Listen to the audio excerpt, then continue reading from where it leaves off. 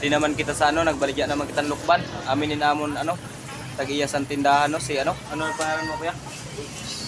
Si Pugs Narioso. So mga idol, ang amon man dito amuhan sa Manila, Rioso man sa security. Kami mga idol. Kami mga idol ho. Kami ni siya mga idol ang no, kinukumpra niya na lukban naman sa akon. So mga kaidol, ang lukban ko damo-damo pa.